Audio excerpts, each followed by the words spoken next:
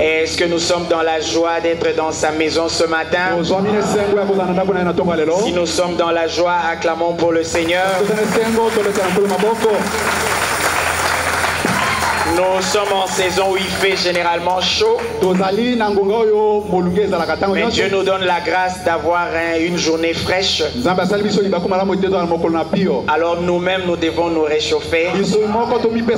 Sinon, la journée risque de nous refroidir. Je salue la présence du président Luc. Il est rentré les jeudis, il était à l'église, mais on ne s'est pas vu. Que Dieu le bénisse. Je remercie encore une fois le pasteur qui m'avait donné l'occasion d'intervenir ces 2 dimanches pendant son absence. Et je remercie le Seigneur pour la présence de chacun de vous. Que Dieu vous bénisse richement. Et je crois qu'ensemble nous allons prêcher. J'ai salué la présence de mon bien-aimé Mania de la 18e riche et les pasteurs Giscard Panzou. C'est une église que je fréquente beaucoup et son pasteur est un grand frère vraiment pour moi. Que Dieu bénisse frère Mania. Que Dieu nous bénisse tous. Sans plus tarder, nous pouvons nous tenir debout pour lire une portion de l'écriture à travers laquelle nous allons prendre notre sujet de ce matin. Nous prenons Jean 1 du 28 au 34e verset. Nous lisons au nom du Seigneur Jésus-Christ. Ces choses se passèrent à Béthanie, au-delà du Jourdain, où Jean baptisait. Le lendemain, il vit Jésus venant à lui. Et il dit, voici l'agneau de Dieu qui ôte le péché du monde. C'est celui dont j'ai dit,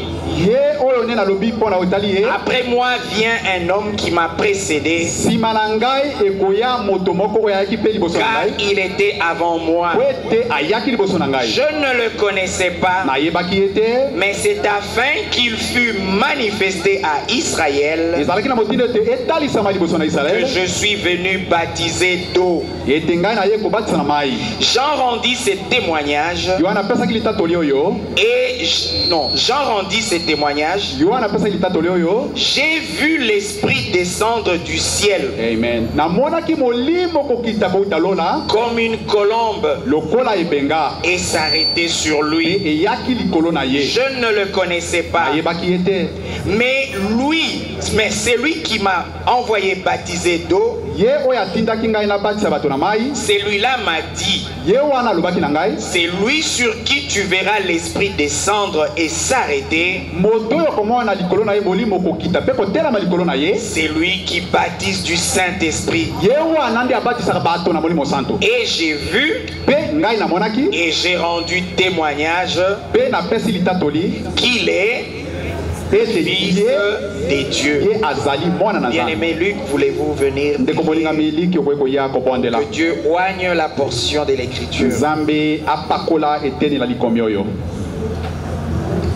Bien-aimé Seigneur Jésus-Christ, ce matin, j'apprécie la sagesse qu'a ton Fils de pouvoir demander à ce que tu puisses loindre de ton onction afin qu'il soit en mesure de se mettre de côté. Parce que quand tu oins quelqu'un, c'est pour qu'il puisse se mettre de côté et te laisser parler à ton épouse. Laisse que tu puisses l'utiliser comme un instrument que tu vas puissamment utiliser pour la bénédiction de ton épouse. Ce message n'est venu que pour l'épouse. Et nous croyons que ce matin, l'épouse est en ces lieux, qu'elle va tirer tous les bénéfices de ce que tu auras à dire au travers de ton instrument. Oins-le, sa bouche, oins nos cœurs et nos oreilles, pour que tu puisses entendre par nos oreilles et croire par nos cœurs la parole que tu sortiras de la bouche de ton serviteur. Tout cela pour ta gloire, au nom de Jésus-Christ et à cause de lui. Amen. Que Dieu bénisse le président Luc, vous pouvez vous asseoir. Le dimanche passé, nous avons été placés ici et nous avions apporté un sujet que nous avions intitulé l'approbation du maître. Et nous pensions que ça s'était arrêté là et qu'aujourd'hui nous allions prendre autre chose. Mais en méditant,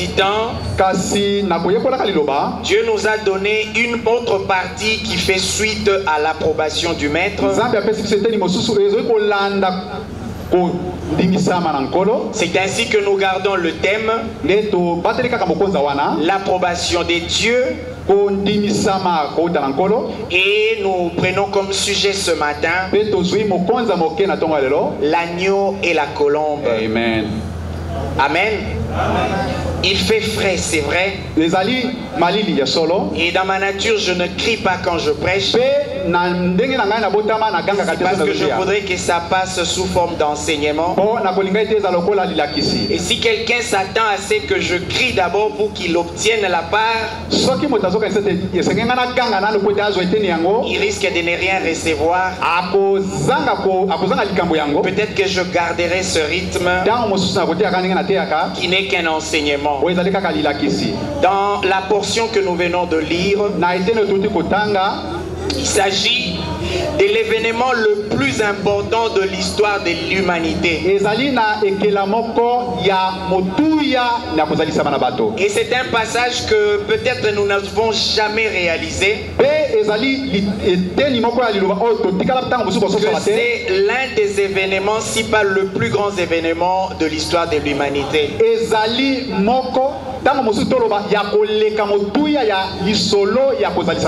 Et moi je le confirme parce que ton prophète le dit. Nous l'avons entendu parler de Pâques comme étant un grand événement. Parce qu'il dit Jésus pouvait naître, cela ne nous a pas sauvés. Sa mort ne nous a pas sauvés, ou plutôt sa mort nous a sauvés. Et sa résurrection, c'est le gage que Dieu a accepté le prix qui a été payé. Et c'est comme ça qu'il nous a toujours dit que Pâques devait être un des grands fêtes.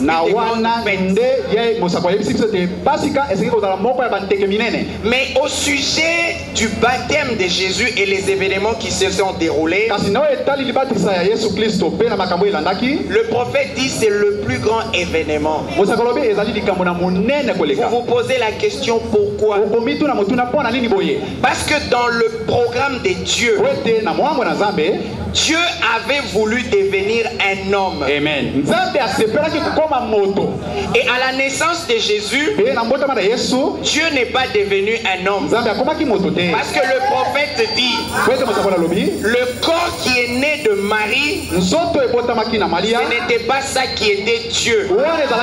C'était un corps comme le vôtre et le mien. C'est comme ça qu'il dit que si Jésus voulait se marier, il allait avoir des enfants.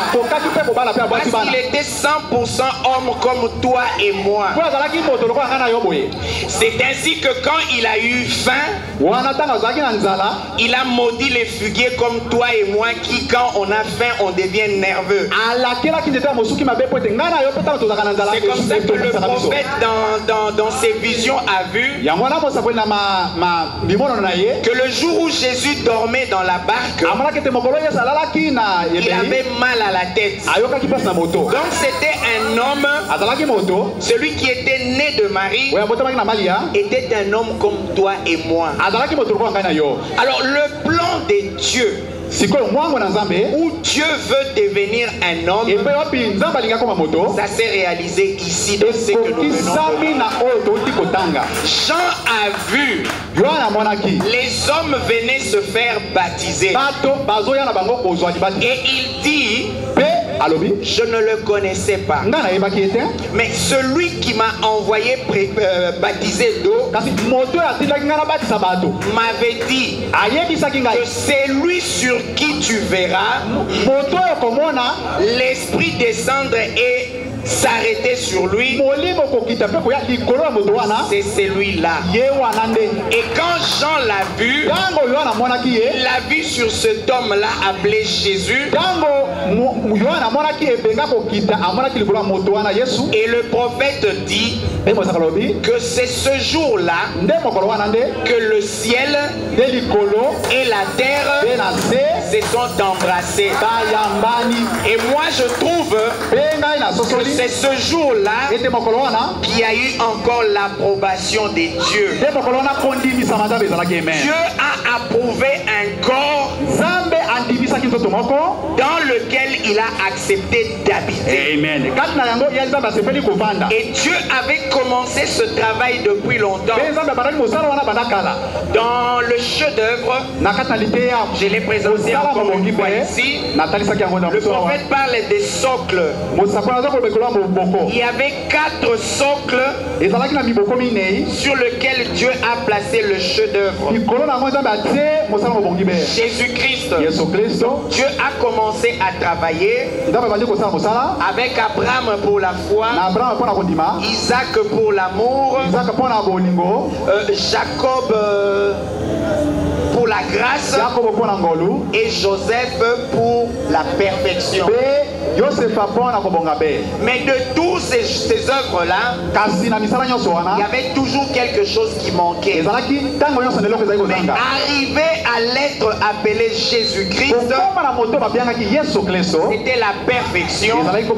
Et ce jour-là, Dieu a fait descendre l'esprit sous la forme de la colombe.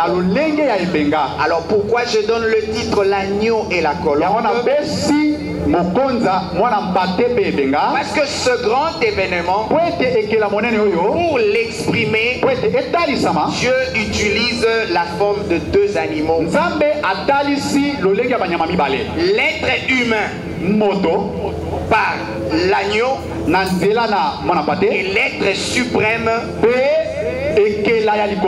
Dieu lui-même par la colombe. Et ce jour-là, on a vu l'être terrestre appelé l'agneau de Dieu venir au Jourdain, et le prophète qui avait la capacité de voir a vu l'être céleste forme de la colombe venir demeurer dans l'être terrestre. Et c'est ce jour-là que Jésus-Christ est devenu Dieu. Est-ce que quelqu'un peut dire Amen?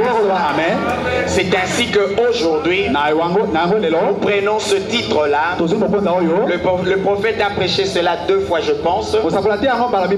Moi, j'utilise la version intitulée L'Église et sa condition. L'Église et sa condition a été prêchée à Jeffersonville en 1959. Mais il y a encore un endroit où le prophète l'a intitulé vraiment l'agneau et la colombe. C'était à Auckland en 1956. Le 25 mars. Le 25 mars. Alors nous revenons rapidement à la prédication du dimanche passé, où nous avons parlé de l'approbation du maître. Nous avons enseigné que chaque homme qui vient sur terre vient pour une mission. Il doit découvrir sa mission. Il est venu doté des talents. Il doit fructifier afin que le maître lui-même, au jour du 2 juillet, viennent pour sanctionner, soit par une approbation, soit par une réprimande. Et chemin faisant, nous avons vu avec le prophète qu'une église, le signe de l'approbation des dieux, Ce n'est pas le nombre de personnes, la taille des bâtiments ou l'argent, mais c'est la qualité de l'esprit. Et c'est là que nous n'avions pas suffisamment développé. Et c'est ainsi qu'aujourd'hui, nous allons parler de ces signes-là d'approbation des dieux. Et nous venons de voir dans la lecture que Dieu avait donné à son prophète Jean-Baptiste, un signe sous la forme de cet oiseau-là appelé la colombe. Alors nous prenons d'abord une première lecture dans l'Église et sa condition, paragraphe 23. Le prophète dit ceci: eh bien, il a donc plu à Dieu lorsqu'il envoya Jésus sur terre. Il lui plut de le représenter par un animal. Et cet animal, c'est l'agneau. Tout au commencement dans les jardins d'Éden, en préfiguration de la venue de Jésus, Dieu sacrifia un agneau comme offrande de remplacement. En préfiguration de la venue de Christ. Le prophète dit: maintenant, je me suis souvent demandé pourquoi Dieu typifia Christ par un animal. Amen. Amen. Et il dit par une bête. Dans la suite il dit: mais nous venons de découvrir que l'agneau, la raison pour laquelle il choisit l'agneau, c'est que l'agneau est le plus humble et la plus douce de toutes les créatures qu'il y a sur terre. Amen. Amen. L'agneau, la plus douce de toutes les créatures qu'il y a sur terre. Le prophète dit: il n'y a rien de plus humble que le doux agneau, de plus humble et de plus doux qu'un petit agneau.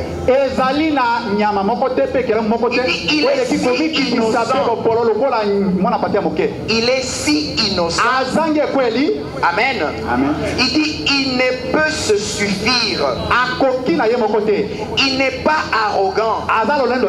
C'est une petite créature humble, douce. Amen. Amen. Nous commençons à trouver la raison. Le Fils de Dieu qui devait naître, Dieu qui veut le présenter sous forme de symbole, le présente sous le symbole de l'agneau. Et là le prophète commence à nous donner les raisons. Il est doux, il est humble, il n'est pas arrogant, il est innocent et il ne peut se suffire. Amen. Amen. Ça rejoint notre histoire de la semaine passée. Le petit garçon qui devait rouler sur la planche. Il n'était pas arrogant. Il disait: je ne sais pas bien conduire. Je n'ai qu'à tenir fermement les guidons. Il était humble. Il n'était pas arrogant. Il ne se suffisait pas. Amen. Amen. Et il dit dans la suite: et quand Dieu allait représenter Christ au monde, il a représenté sous forme de l'agneau. Amen. Amen. L'agneau, il y a deux animaux. Donc il y a l'agneau et il y a la colombe. Au moment de l'approbation entre le ciel et la terre, la partie terrestre est représentée par un animal. La partie céleste aussi est représentée par un oiseau. Mais les caractéristiques de ces deux-là, c'est ça qui va nous donner la raison pour laquelle Dieu les a choisis les deux. Dans la suite au paragraphe 24, bon, mais quand Dieu le Père, Jéhovah, allait se représenter du ciel, il fut représenté sous forme du plus doux, du plus humble de tous les oiseaux du ciel, la colombe. Il dit il n'y a aucun oiseau plus doux que la colombe. Il dit j'ai mené une étude approfondie. Amen. Une étude approfondie sur la vie des oiseaux et sur la faune. Il dit et parmi les oiseaux du ciel, la colombe est un oiseau très singulier. Amen. Amen. Vous voyez que les deux natures se rencontrent. L'agneau est doux et humble. Et ici le prophète dit aussi que la colombe est douce et humble. Mais voilà ce qu'on ajoute sur la colombe. Le prophète dit la colombe est une amoureuse. Amen. Amen. Je crois que dans toutes les fêtes de mariage pratiquement, sur les cartes d'invitation, sur n'importe quelle image qu'on peut donner sur le mariage, vous pouvez aller même sur Google. Dès que vous écrivez mariage, de toutes les photos qui vont apparaître, on vous présentera l'image des deux colombes. Et le prophète dit ici que la colombe est amoureuse.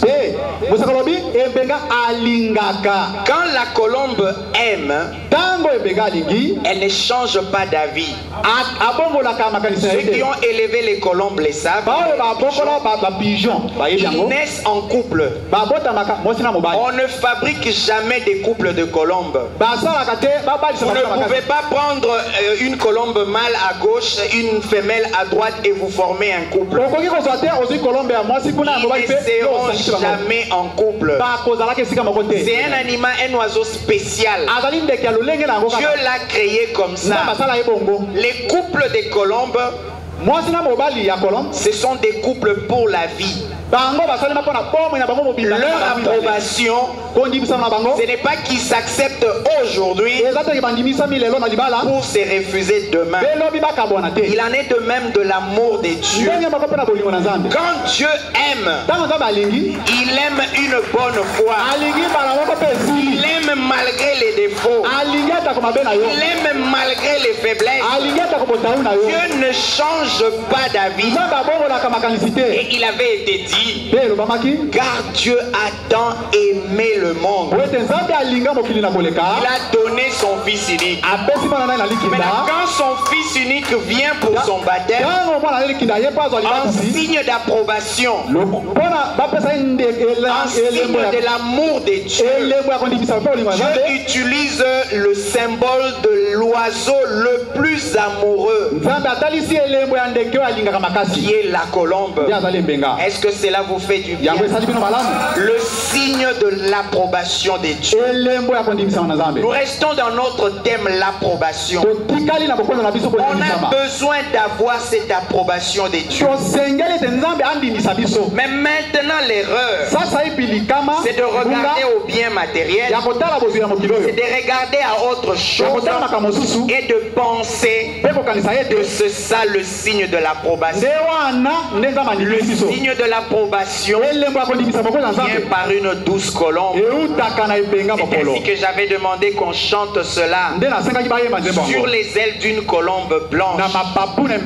Dieu envoya son amour. L'amour de Dieu s'est manifesté par cet animal-là. Est-ce qu'aujourd'hui, Frère Moré vous demande d'aller chercher des colombes physiques? Non. Nous ne sommes que dans le symbole. Même l'oiseau qui s'est posé sur Jésus-Christ n'était pas un oiseau physique. Les gens ne l'ont pas vu. Seul le prophète l'a vu. Seul le chant l'avait vu. Ce n'est pas une colombe physique. C'est vrai que le naturel typifie le spirituel. Nous allons présenter les caractéristiques naturelles. Faites un effort pour le ramener au spirituel. La colombe est douce. La colombe est humble. Et la première chose que nous venons d'ajouter, la colombe est amoureuse. La colombe est fidèle. Et qui est plus fidèle que Dieu? Dieu est fidèle. C'est ainsi qu'il nous montre son amour. C'est ainsi que lui-même se représente par un des animaux, un des oiseaux les plus fidèles. Par la suite, le prophète dit ceci: la colombe est douce et la colombe n'a pas de bile. Amen. Dans les animaux, il y a une matière qui est sécrétée par le pancréas chez l'homme, par exemple. Quand nous mangeons, pour que la nourriture ne pourrisse pas dans le ventre, mais qu'elle se décompose. Il y a une différence. Une nourriture que vous laissez dehors, elle pourrit. Mais la nourriture qui rentre dans notre bouche, qui va dans l'estomac, elle ne pourrit pas. Elle se décompose. Pour que le corps retire chaque substance qui peut lui permettre de vivre. Maintenant, la différence entre la nourriture qui est restée dehors et la nourriture qui est rentrée dans le ventre, c'est que le ventre va ajouter une substance qui vient du pancréas pour permettre à cette nourriture de se décomposer. Et le corps va le retirer.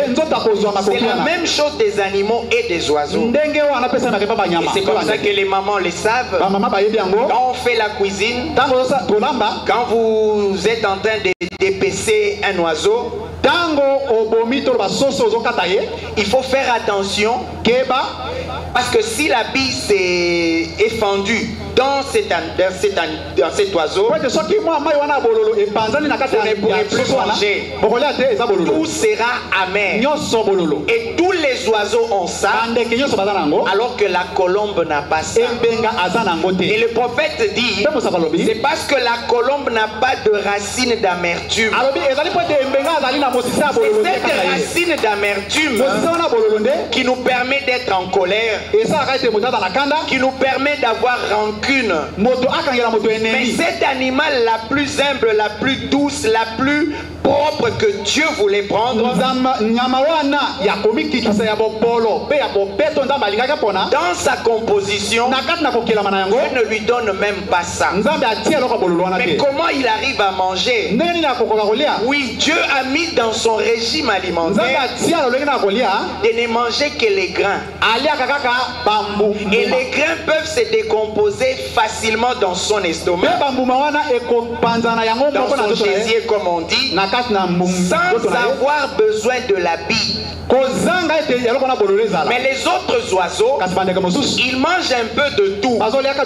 S'ils n'ont pas de billes, ils vont mourir, parce que la nourriture va pourrir dans leur intérieur. Amen. Et le prophète nous dit une autre raison qui rend cet oiseau spécial: il n'a pas de racine d'amertume. Dieu n'a pas de racine d'amertume. La nature de Dieu, il n'y a pas de racine d'amertume. Nous le disons avec cette sœur-là, pour ce qu'elle m'a fait, on va se parler seulement au ciel. Ça c'est la racine d'amertume. Ce frère-là m'a roulé. En tout cas, on part à l'église, c'est bien. Mais qu'il marche sur sa route. Lui et moi, on va se rencontrer seulement au ciel. Vous avez la Bible. Et le ciel n'est pas votre destination. La destination de ceux qui vont au ciel, ils n'ont pas de racines d'amertume. Voilà pourquoi cet agneau de Dieu qui ôte les péchés du monde, sur qui demeurait la colombe, il n'avait pas de racines d'amertume. Face à ceux qui les tuaient, il a dit: Père, pardonne-leur, car ils ne savent pas ce qu'ils font. Il était prêt à pardonner ceux qui étaient en train de lui faire du mal en face. Amen. Amen. Donc nous voyons que dans leur nature, les deux animaux ont pratiquement la même nature. L'un est un oiseau, l'autre est un animal terrestre, mais ils ont la même nature. Alors revenons un peu sur l'agneau. Dans ce que nous venions de lire, le prophète dit qu'il ne se suffit pas à lui-même. Il n'a même pas la capacité de se défendre. Amen. Amen. Amen. Amen. Jacob pouvait se défendre. Vous vous rappelez? Il s'est défendu. Abraham, il s'est défendu. Même quand on a pris Lot, Abraham a pris ses armées. Il est allé se défendre. Tous avaient la capacité de se défendre. Et ils utilisaient leurs moyens de défense. Mais on a vu cet agneau de Dieu avec toute la puissance qu'il avait. Amen. Amen. Lui qui pouvait appeler des légions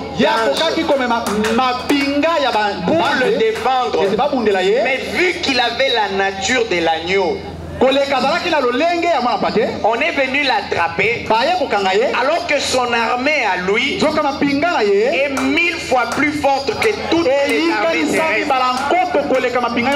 Et quand il priait, il a dit: éloigne cette coupe. Mais après il a dit: je veux faire seulement ta volonté. La nature de l'agneau qui ne sait pas se défendre. Et le prophète dit: Dieu n'a donné qu'une seule chose à l'agneau. La chose la plus précieuse, c'est sa laine. Amen. Amen.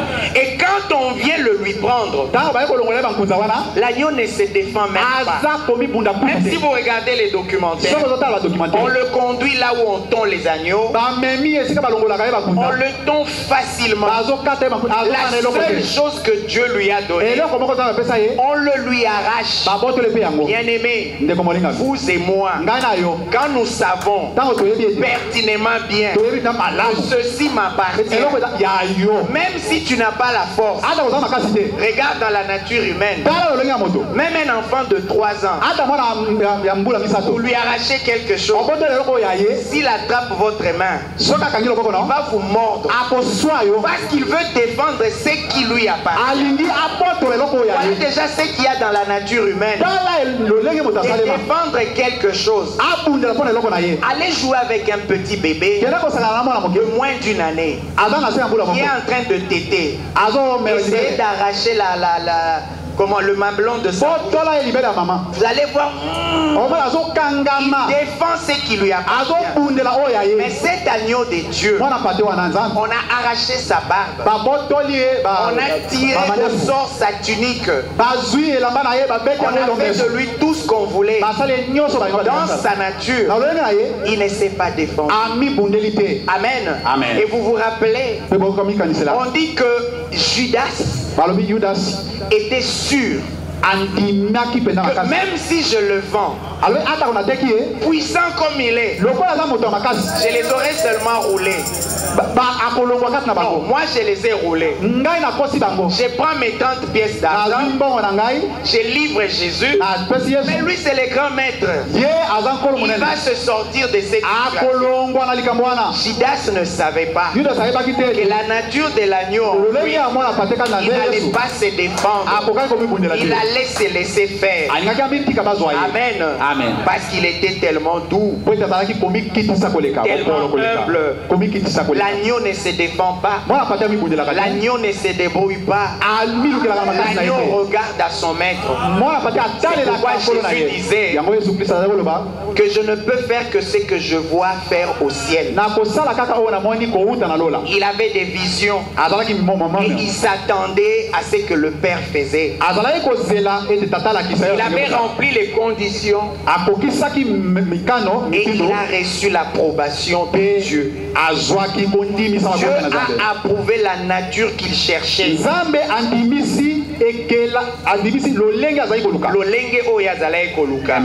C'est ainsi qu'il est arrivé à se poser sur Jésus. Dans Matthieu, il est dit ceci, toujours par rapport à au même récit. C'était le slide 3. Slide 3. Non, slide 2. Slide 2. Oui, il est dit ceci dans Matthieu 3. Et Jésus ayant été baptisé, remonta aussitôt de l'eau. Et voici, les cieux furent ouverts. Et il vit l'Esprit de Dieu descendre comme une colombe sur lui. Amen. Amen. Et voici une voix qui venait des cieux disant, celui-ci est mon fils bien-aimé en qui j'ai trouvé mon plaisir. Et l'éditeur écrit en d'autres termes, en qui je me plais de demeurer. Demeurer, c'est rester longtemps. Amen. Amen. Donc l'Esprit de Dieu qui est descendu sur cet agneau n'était pas venu se promener. Il a demeuré là. Oh, gloire à Dieu.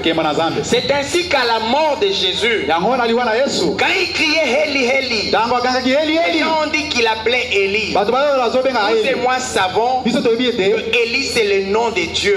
Le corps là qui était devenu Dieu est resté encore homme. Et il réclamait, Dieu, mon Dieu, pourquoi m'as-tu abandonné? Donc Jésus était devenu Dieu. Et à ce moment-là, Jésus n'était plus Dieu, parce que l'esprit qui était entré était sorti. Nous parlons du moment où il entre. Quand il entre, il demeure. Et au moment où il entre, c'est ça l'approbation. Est-ce que nous sommes les disciples de Jésus? Nous avons besoin de cette approbation. Amen. Amen. Amen. Par une autre forme. Non.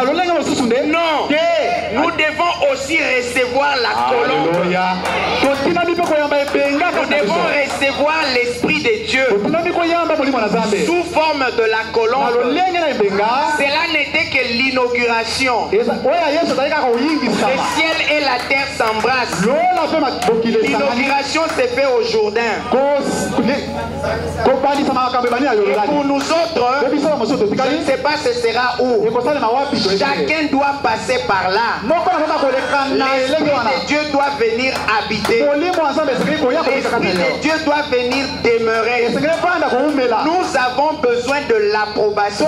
Dieu a travaillé sur l'homme, différentes personnes, jusqu'à trouver cet homme-là qui avait cette nature-là, prêt à s'abandonner, sans orgueil. Il ne se suffit pas à lui-même, prêt à accepter c'est que Dieu et Dieu est venu habiter en lui. Nous sommes les disciples du Seigneur Jésus. Nous avons besoin de passer par cette expérience. L'expérience où la colombe vient sur nous. Amen. Et pourquoi nous chantons? Remplis-moi chaque jour d'amour, comme je marche avec la colombe.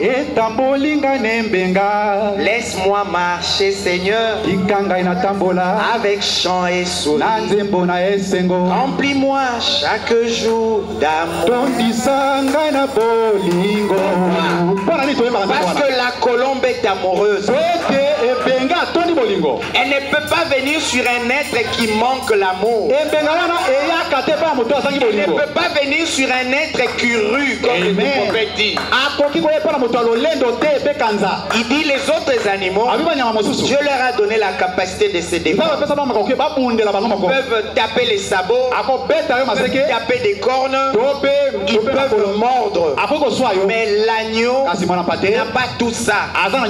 Si nous arrêtons de nous défendre, cette nature entre. Si nous arrêtons ceci, cela, cette nature va continuer à gonfler en nous. Et si nous atteignons ce niveau-là, la même chose se répondra. Les hommes disent les mêmes causes produisent les mêmes effets. Si toutes les mêmes conditions sont réunies, cet esprit-là viendra. Elle habitera en nous. L'agneau et la colombe. Le ciel et la terre se sont unis. Amen. Gloire à Dieu. Gloire à Dieu. Amen, amen, amen. Nous sommes contents, n'est-ce pas? Deux animaux, un typifiant le ciel et un autre typifiant la terre. Amen. Amen. C'est à ce moment-là, dit le prophète, que le ciel et la terre se sont embrassés. J'ai parlé de cela sans pouvoir le lire. Je crois que nous allons lire cela. Le slide 11. Toujours l'église et sa condition. Je crois que c'est le milieu du paragraphe 33. Le prophète dit ceci. Chez moi, c'était slide 11. Je ne sais pas comment vous avez configuré. Oui, c'est là. Non, allons dans la suite. Voilà.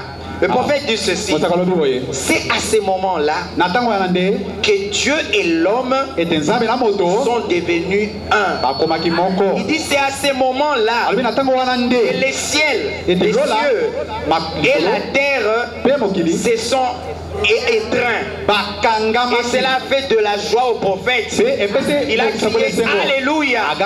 C'est à ce moment-là que Dieu a été fait de chair. Ce n'est pas à la Noël. À la Noël, c'est un être humain qui était né. Et le prophète explique cela. Dieu a fait que toutes les conditions qui font qu'un enfant vienne au monde soient réunies. Pour que ce ne soit pas un monstre, il fallait la sémence mâle créée par Dieu lui-même et l'ovule femelle créée dans les seins de Marie pour que Jésus vienne au monde et qu'il naisse comme naissent les hommes, pour qu'il soit d'abord 100% homme, pour qu'il ne soit pas un être céleste. Parce qu'en tant que parent rédempteur, il devait être également semblable à toi et moi. Donc c'est un être humain qui était né. Mais Dieu s'est arrangé pour qu'il ne soit pas né après un rapport sexuel comme les autres hommes. Mais toutes les conditions étaient réunies pour qu'il soit un être humain. Le prophète dit, c'est à ce moment-là que Dieu est descendu venant de la forme de l'esprit et il a été fait homme et a demeuré parmi nous. C'est à ce moment-là que toutes les éternités se sont étreints. C'est à ce moment-là que la race humaine déchue d'Adam et Jéhovah Dieu avec tous les anges se sont rencontrés lorsque Dieu et l'homme sont devenus un. En ce grand jour mémorable où Jean baptisa Jésus, il dit maintenant, et si cela avait été un loup, amen, le loup n'a pas cette nature. Est-ce que la colombe serait venue? Vous savez que même dans les naturels, une colombe peut rester à côté d'un agneau. C'est vrai. Même dans les naturels. Mais quelle est cette colombe là qui verra qu'il y a un loup là et qui descend et qui reste tranquille? Et le prophète demande si ça avait été un loup.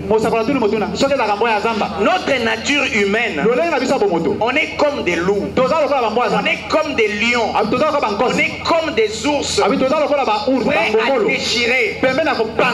Amen. Amen. Même quand un bien est commun, chez les loups, le plus fort veut prendre la plus grande part. Amen. Amen. Même pour manger, ils doivent se l'arracher alors que c'est un bien commun. C'est la même chose pour nous les hommes. Chacun veut avoir la plus grande part. Amen. Même entre les enfants d'une même maison. Souvent je l'ai dit à mes enfants, non, mais lui il a pris, je dis mais c'est son frère. Ça devait faire ta joie que lui prenne un peu plus grand. Dans d'autres églises, les gens se disputent même les places.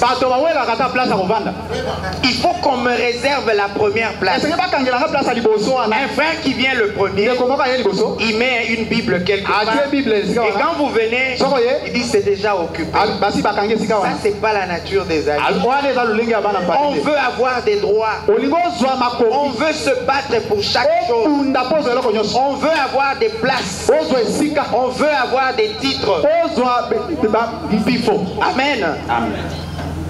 Et même dans le sacerdoce, on veut être le plus grand. On veut que l'on reconnaisse que c'est moi. C'est d'abord moi. Si ce n'était pas moi, si je n'avais pas fait telle chose, la nature de l'agneau, c'est de perdre ses droits. Amen. Le prophète dit, et si ça avait été un loup, est-ce que l'agneau serait descendu? Amen. Et voilà ce que le prophète raconte au sujet de la colombe. Vous savez, dans la vie de frère Branham, Dieu lui a donné beaucoup de signes à travers l'image de la colombe. Comme nous l'avons chanté dans la chanson, sur les ailes d'une colombe blanche. Il y en a aussi des gens sur terre qui ont à plusieurs reprises reçu un signe de l'approbation de Dieu, parfois même par une colombe physique. Et cela s'est passé plusieurs fois dans la vie de frère Branham. Et vous savez que la chanson sur les ailes d'une colombe Au départ, il n'y avait que 2 couplets. Là où on dit Jésus notre Sauveur, 20 jours sur la terre, né dans une étape, dans une crèche de paille, ici pas rejeté, parce qu'il n'était qu'un homme. Mais là où nous disons, Dieu lui donna son signe sur les ailes d'une colombe, c'était là à Béthanie, c'était là au Jourdain que Dieu a donné le signe que c'est celui-là à qui je donne l'approbation. Et nous chantons également Noé. Noé a bien navigué sur les eaux plusieurs jours et nous le savons. Pendant le déluge, beaucoup d'animaux et des oiseaux étaient dans l'arche. Et la colère de Dieu était dehors. Mais pour que Noé sache que la colère de Dieu était passée, que la pluie s'était arrêtée, que les eaux avaient baissé, que maintenant c'était le temps de paix, Noé a utilisé 2 oiseaux. Il a lâché le corbeau et la colombe. Et la colombe, pour la première fois, n'a pas trouvé d'endroit où poser ses pattes. Il est revenu dans l'arche. Et le prophète parle encore de la fidélité de la colombe. Il est revenu dans l'arche.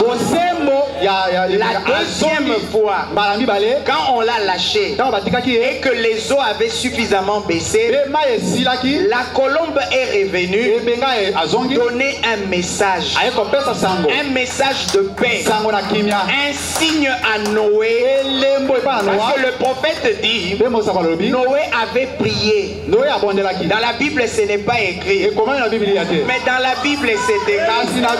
Le prophète dit Noé avait prié. Il a dit oh Dieu, est-ce que ta colère est passée?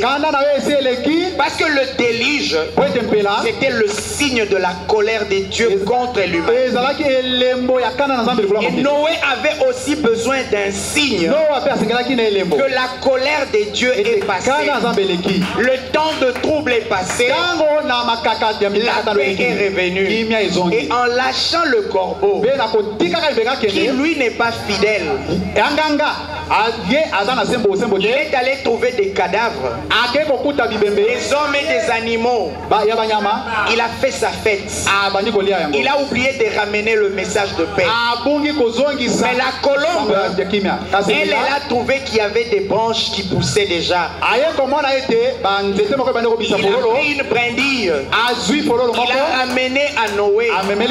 Il était le messager de Dieu pour Noé, que oui Noé, la colère est passée. Voilà que la végétation pousse.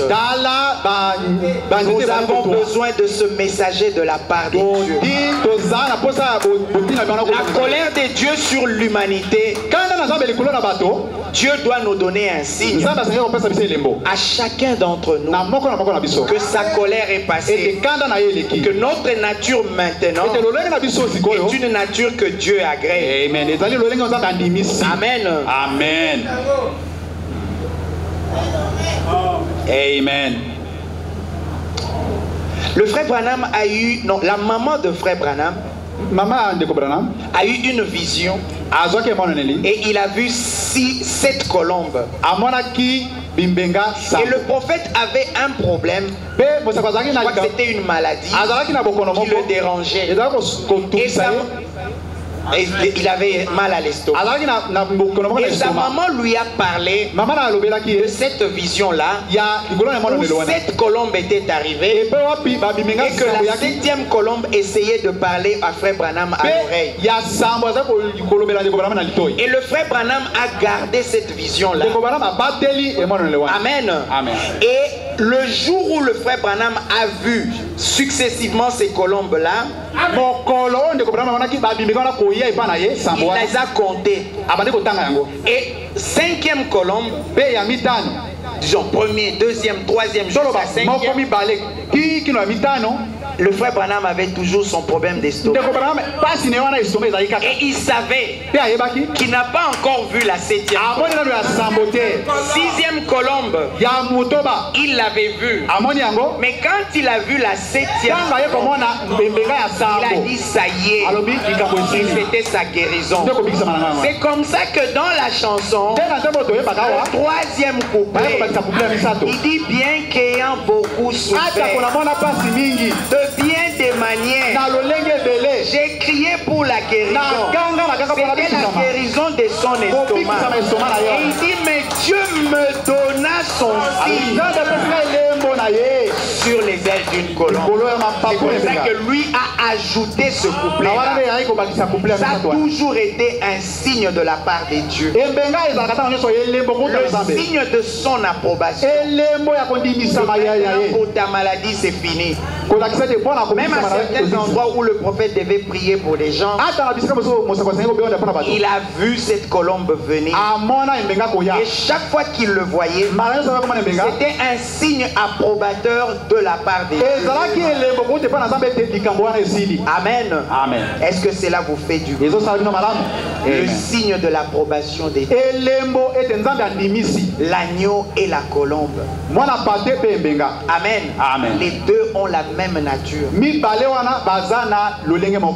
2 juillet dont nous parlons, si certains vont suivre sur Internet, nous essayons seulement de typifier que de la même façon qu'il y a la proclamation généralement le 2 juillet, le Dieu qui nous a envoyés sur terre, il y aura un jour que nous appelons le 2 juillet, où il viendra donner à chacun soit l'approbation, soit la réprimande.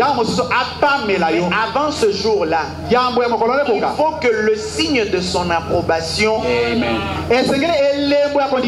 nous l'ayons déjà. Et ce signe-là, c'est le Saint-Esprit. Parlons de l'agneau et la colombe. Et ce qui est venu se poser sur Jésus, c'était l'Esprit de Dieu. C'était le Saint-Esprit. Au moment de sa mort, quand il dit, mon Dieu, pourquoi m'as-tu abandonné? Cet esprit s'en est allé. Mais au jour de la Pentecôte, des gens qui ont reçu cette nature de l'agneau, les disciples de l'agneau de Dieu, on vu ces mêmes esprits revenir sur nous. C'est notre chemin. C'est notre objectif. Avant le 2 juillet, il nous faut l'approbation du Maître. Amen. Amen. Il nous faut l'approbation du Maître. Ceux qui viennent en semaine, nous sommes en train de voir la prédication intitulée Le signe. Le signe de l'approbation du Maître. Comme on l'a dit la fois passée, ce ne sont pas les acclamations de nos semblables. Ça c'est du vacarme. Mais le maître qui est au balcon supérieur, où est toujours venue cette colombe du ciel. Il y a un maître instructeur qui doit nous envoyer le signe de son approbation. Sans ces signes-là, nous sommes fichus. Sans ces signes-là, nous sommes perdus.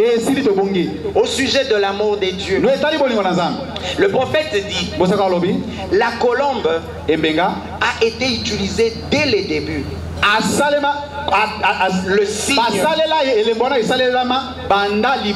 On a vu avec Noé. Mais il y a également dans les Deutéronomes. Le prophète dit, la tourterelle, le pigeon, la colombe, c'est la même famille. Alors pour la purification de la lèpre,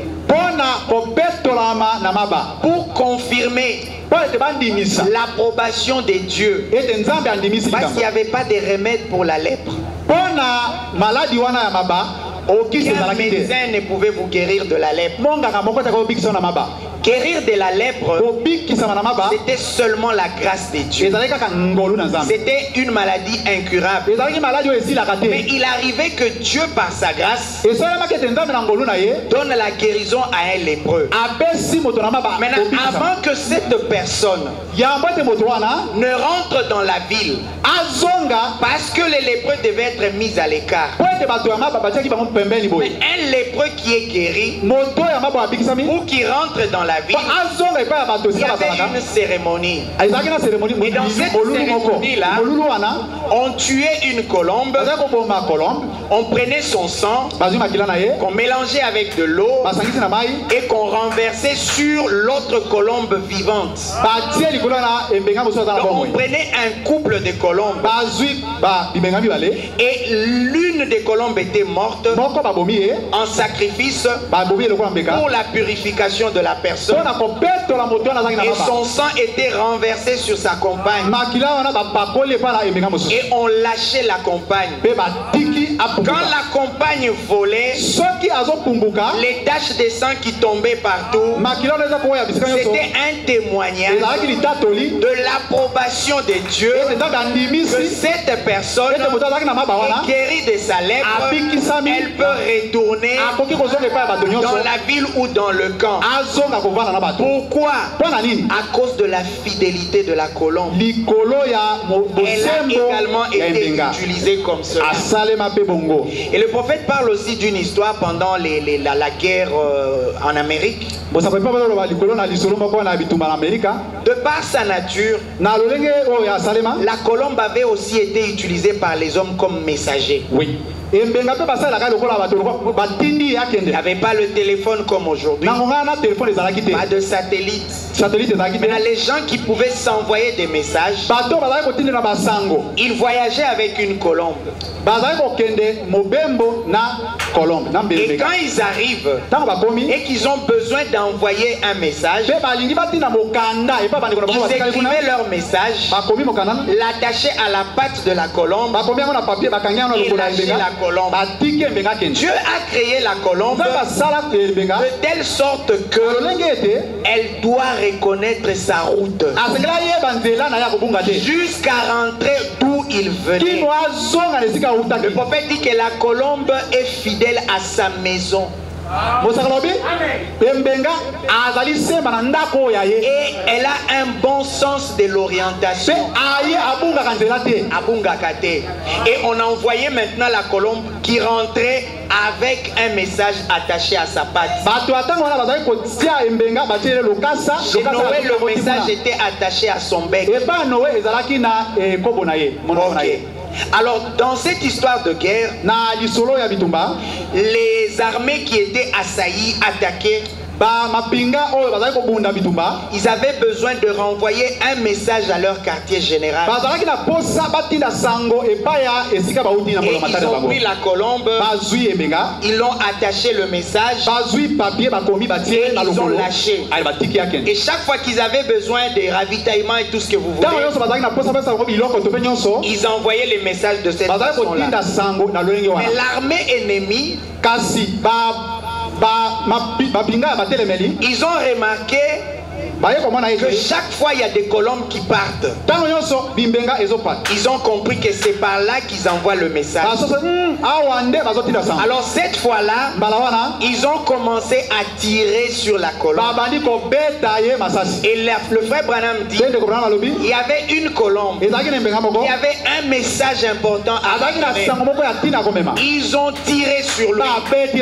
Les ailes étaient à peu près brisées. Et le prophète dit, une partie de son dos s'est arrachée avec les balles. Mais la colombe a pu voler. La colombe est repartie. Malgré le sang qui coulait, à cause de sa fidélité, à cause de son sens d'orientation, cette colombe est parvenue jusqu'au camp.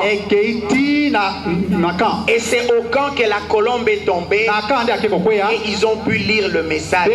La colombe de Dieu est fidèle malgré les circonstances, malgré tout ce que nous vivons. Si Dieu envoie son signe, c'est signe du ciel au travers de la colombe, le message arrivera certainement.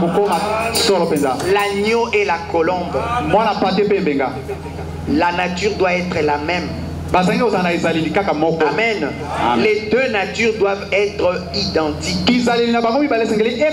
Nous avons besoin de ce signe d'approbation de Dieu.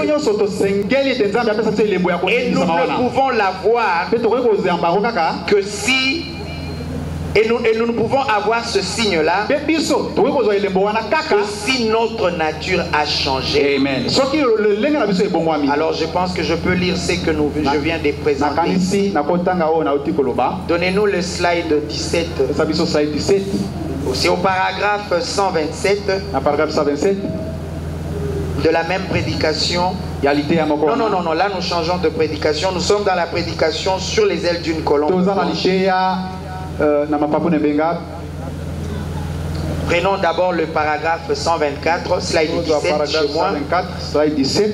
Oui, il dit ceci. Mais la colombe mâle est toujours fidèle à sa compagne. Elle ne la quitte jamais. Il dit, puis-je m'arrêter ici juste un instant pour dire ceci. Une vraie épouse, une colombe femelle, est fidèle à son compagnon. Il dit, elle n'injectera aucun dogme, aucune doctrine dénominationnelle, ni rien du monde. Elle sera fidèle à son compagnon. Et ce compagnon-là, c'est quoi? La parole. Toujours fidèle. Il dit, à cause de ses comportements casanier, donc qui aime rester à la maison, à cause de son comportement casanier, elle a été utilisée avec succès comme pigeon voyageur, parce qu'elle aime son chez-soi. Amen. Qu'on le lâche n'importe où, elle reviendra toujours à la maison. Elle reviendra chez elle. Paragraphe 27. Il dit, nous aimerions appuyer là-dessus quelques instants. Il dit, vous chrétiens, comprenez ce que je veux dire. Elle retrouve toujours son chemin pour retourner à la maison. Il dit, c'est pour cela qu'on l'a utilisé comme pigeon voyageur. On l'utilisait en temps de guerre. On utilise toujours ces pigeons voyageurs pour porter un message. Il dit ainsi, vous voyez que cela fait de la colombe un messager utilisé par Dieu et par l'homme.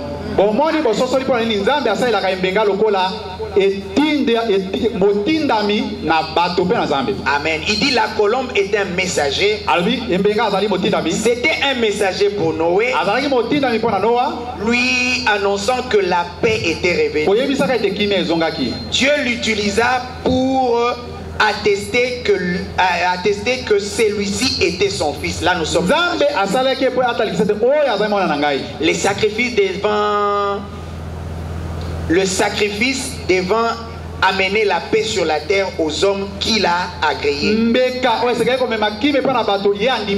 dit il fut utilisé comme messager. Amen. Amen.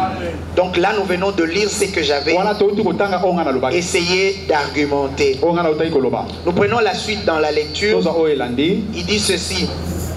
Dieu utilisa la colombe comme signe. Il revint en disant que le déluge était fini. Alors Dieu ouvrit la porte et ils sortirent de l'arche. Ceci est Genèse 8:8. Elle fut aussi employée en Matthieu 3:16. Lorsque la colère de Dieu fut à nouveau sur terre, il n'y avait aucun moyen C'était au plus sombre de la nuit. À minuit. Les églises avaient perverti les choses à tel point qu'il n'y avait plus moyen d'en sortir. Il y avait des faux docteurs. Toutes sortes de choses apparaissaient. Toutes sortes de déclarations étaient faites. Mais Dieu s'est servi de nouveau de la colombe. Cela lui plut.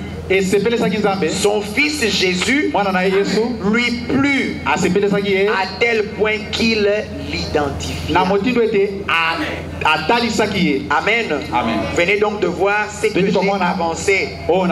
C'est que l'homme, pour recevoir le signe de l'approbation de Dieu, cela lui vient sous forme de la colombe.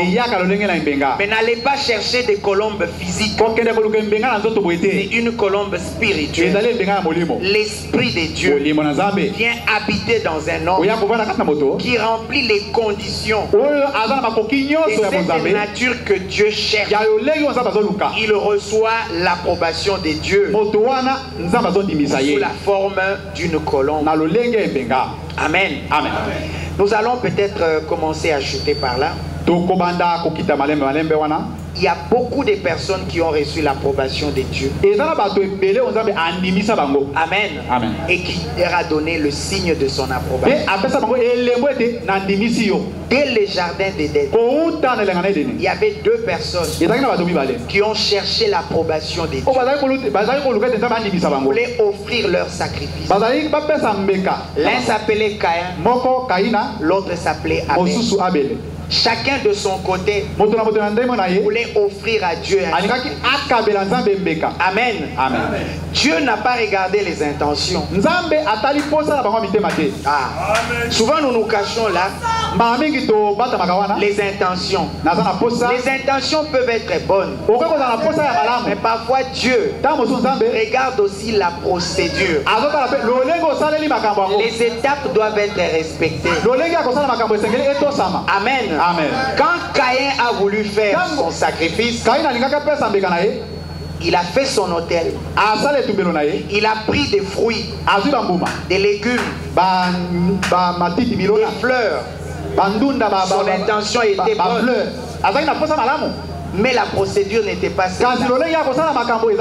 Parce que Dieu, pour donner son approbation, il voulait que le sang coule. Pour que sa colère passe, il avait tué un agneau qui avait cette nature. Mais Abel de son côté, par révélation, ça avait l'air sale. Le prophète dit il n'y avait pas de couteau à ce moment. Donc la façon dont Abel a égorgé l'agneau, ne vient pas là. Le prophète dit qu'il a pris un morceau de pierre et il a essayé d'égorger il tapait pour que la gorge se sectionne et que le sang coule.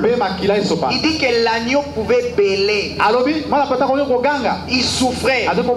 Et lui, ce n'était pas facile. Aujourd'hui, on le fait facilement avec des couteaux tranchants. C'était horrible à voir. Je pense que cela a donné du dégoût à Caïn. Oui, c'était dégoûtant. Alors que chez lui, c'était bien orné. Des fleurs de toutes les couleurs. Les fruits les plus mûrs. Si ça devait mûrir jaune, c'était un beau jaune. Si ça devait mûrir au rouge, c'était tout rouge. Et c'était tout beau. Mais ce n'était pas ça la procédure. Cela n'a pas reçu l'approbation de Dieu. Mais l'approbation de Dieu est venue du côté où ça avait l'air très sale. Dieu a agréé l'autel d'Abel. La puissance de Dieu est descendue. Le feu a consumé le sacrifice. C'est la même chose qui s'est passée avec Élie, quand il a rétabli l'autel, cela a reçu l'approbation du ciel. Parce que les conditions étaient réunies. Même l'apparence compte. C'est comme ça que notre précieux frère a chanté. Il dit Dieu regarde les détails, le frère Sylvain. Il dit l'incrédulité voit le gros plan, mais Dieu regarde dans les détails. L'approbation de Dieu vient dans les détails aussi. Et il y a aussi une personne qui a reçu l'approbation de Dieu, ou plutôt je peux appeler ça l'approbation de Dieu. Parce que nous savons que dans la Bible, et le prophète nous le dit, que chaque fois qu'on présente une femme, cela représente l'église. Il y avait une femme qui voulait le salut pour son peuple. Elle s'appelait comme ma soeur Esther, qui donne des bons amens là-bas. Dans la Bible, le peuple d'Israël était en danger. Et Esther, choisie par Dieu, placée dans la cour royale, était la personne qui devait amener le salut pour Israël. Et Esther devait paraître devant le roi. Mais la loi était telle que avant de paraître devant le roi, il faut y être appelé. Qu'est-ce que Esther a fait? Elle est entrée dans la prière. Elle a dit à son peuple, allez en prière, portez des sacs, jeûnez et priez, car l'heure est grave. Le peuple d'Israël l'a fait, elle-même aussi l'a fait, et elle a finalement pris le risque, parce qu'elle devait aller chez le roi, se présenter chez le roi, plaider pour son peuple, mais sans y avoir été invitée. Elle mettait sa vie en danger. Et quand tu paraissais devant le roi sans y être invité, il y avait deux choses qui pouvaient arriver. Soit on te tue pour cela, c'était la loi, soit tu reçois l'approbation du roi. Amen. Alors là, j'aimerais qu'on le lise. Ah, gloire à Dieu. Amen. Amen. Nous allons dans le livre de Esther. Là, nous sommes au slide 21. Il est dit ceci. Le troisième jour, Esther mit ses vêtements royaux. Parce que les deux autres jours d'avant, elle était en jeûne et prière. Esther mit ses vêtements royaux et se présenta dans la cour intérieure de la maison du roi. Devant la maison du roi, le roi était assis sur son trône royal dans la maison royale, en face de l'entrée de la maison. Lorsque le roi vit la reine Esther debout dans la cour, la Bible dit quoi? Elle trouva grâce à ses yeux. Amen. Vous n'avez peut-être jamais lu ça comme ça. Moi, si je suis assis chez moi, ma femme vient. Mais c'est déjà ma femme. Mais pourquoi la Bible insiste elle trouva grâce? Parce que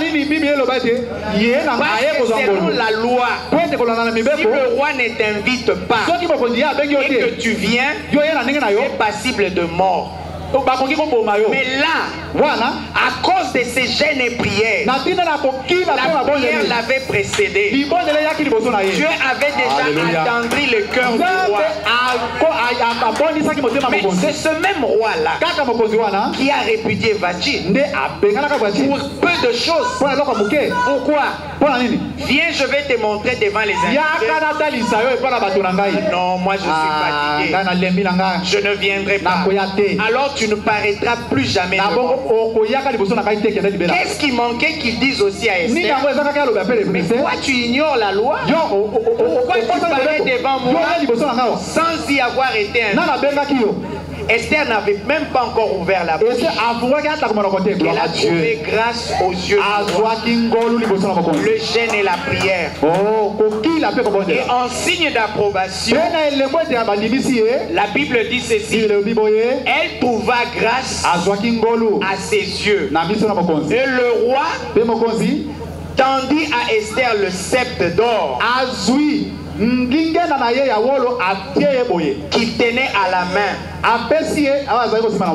Esther s'approcha et toucha le bout du sceptre. C'était là le signe d'approbation.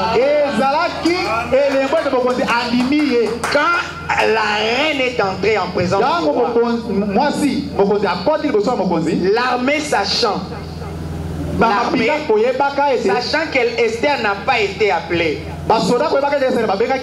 ils ont eu les yeux fixés sur le roi. Est-ce qu'il agrée?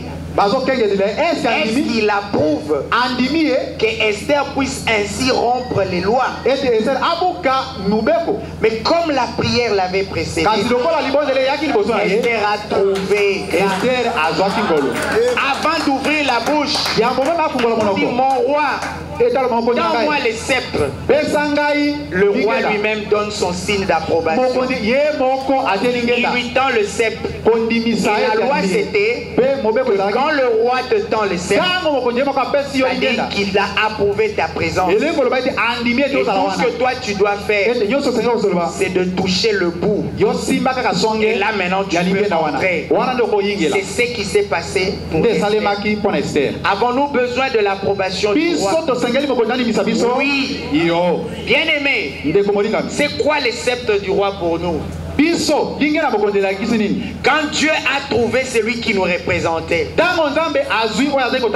qui avait la nature de l'agneau et qu'il a fait demeurer son esprit en lui, au moment où on l'a déchiré, que son sang a coulé, le rideau est fendu. Aujourd'hui, nous comme Esther, nous pouvons apparaître devant le roi. Si nous avons un problème à présenter, le roi nous tendra son sceptre. C'était dit avant que seuls les sacrificateurs devaient entrer. Toute autre personne qui n'est pas sacrificateur, s'il entre, c'est la mort. Mais aujourd'hui, à cause du sang de Jésus, nous avons l'approbation du roi. Nous pouvons entrer pour présenter nos problèmes. Le sceptre nous a déjà été tendu. Nous pouvons entrer dans sa présence, plaider pour nos frères, plaider pour nos soeurs, parler pour notre tribu d'Israël. Le sceptre nous a déjà été tendu. Amen. Vous vous rappelez de l'histoire de la semaine passée? Il y a quelqu'un qui n'avait pas cette autorisation, qui a touché à l'arc. Parce qu'il n'y avait pas l'approbation de Dieu. L'arche ne devait pas être portée par les bœufs. Celui-là n'a pas eu la chance d'avoir les sceptres tendus. Uza est mort. Mais aujourd'hui, Esther n'est pas morte. Nous ne mourrons pas. Nous pouvons paraître devant le roi pour plaider, pour présenter nos problèmes. Amen. Amen. Est-ce que l'Église veut le faire? Amen. Amen. Et le prophète dit ceci au sujet d'Esther. Dans la prédication Les Noces de l'agneau, c'est le slide 22. Slide 22, paragraphe 78. Paragraphe 78. Oui, c'est là. Esther devait devenir une épouse. Par conséquent, elle refusa toutes les parures mondaines. Elle voulut se présenter devant le roi simplement telle qu'elle était. Elle sépara comme les femmes pentecôtistes le devaient.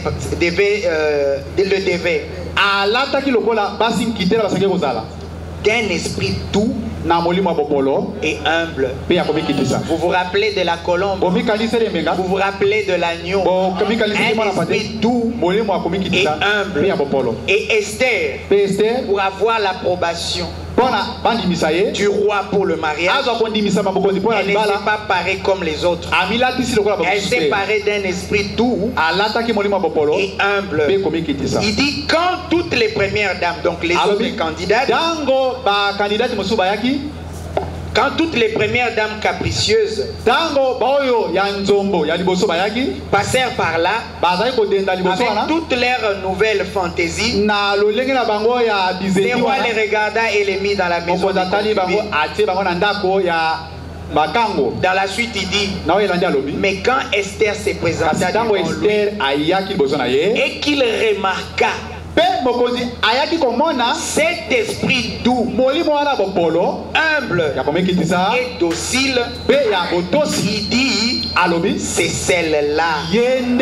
Allez chercher la couronne et posez-la sur la tête. C'est ça. Quand elle se part de ce genre d'esprit, donc elle au pluriel, non seulement les femmes, mais que les hommes aussi c'est part de ce genre d'esprit.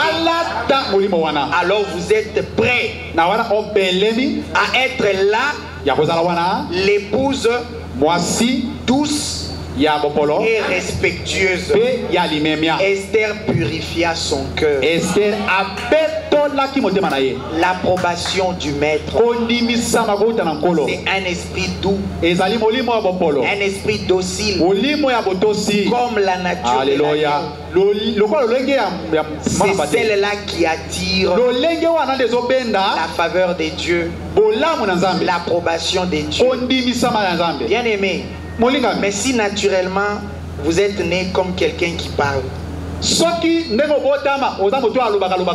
n'est pas de cette douceur-là qu'on parle. On ne parle pas de la douceur fabriquée des prêtres. On ne vous demande pas de changer votre rythme de parole. Mais cette douceur-là, le maître lui-même connaît de quoi il a besoin. Il ne s'agit pas de l'hypocrisie. Si comme dans les fêtes, le frère me réanime, il parle là. Non, mais il y a douté. Si notre pasteur, qui lui à l'époque était sportif, il anime, il parle, il saute. On ne parle pas de cette humilité-là physique. C'est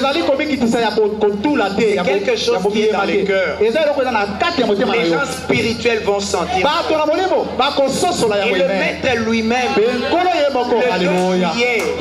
il connaît cet esprit-là. Il donnera son approbation. On ne vous dit pas de changer votre nature. Mais cette brutalité-là, nous la connaissons. Celle qui est mauvaise, nous la connaissons. Cette fausse humilité-là, nous la connaissons aussi. Mais le juste milieu, il faut marcher sur cette planche-là. Ne pas tomber à gauche, ne pas tomber à droite. C'est cela qui amène l'approbation. L'agneau et la colombe. Nous voulons ce matin paraître devant le roi et avoir son approbation. Nous voulons que tout en étant des êtres humains comme les autres,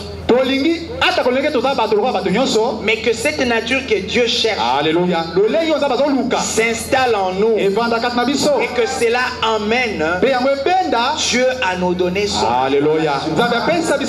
car un travail de restauration a été fait. Maintenant il faut l'approbation. Vous voyez d'où nous venons. La sanctification, le pasteur en a parlé. Nous sommes passés par un moment où on nous a dit que nous devons être restaurés. Nous avons en ces temps de la fin reçu un message de restauration. Va restaurer en nous cette nature. Va restaurer en nous cette douceur. Va restaurer en nous cette humilité. Et cela sera sanctionné par l'approbation du maître. Et cela viendra sous la forme d'une colombe qui est le Saint-Esprit. Que Dieu vous bénisse. Amen. Amen, amen, amen, amen.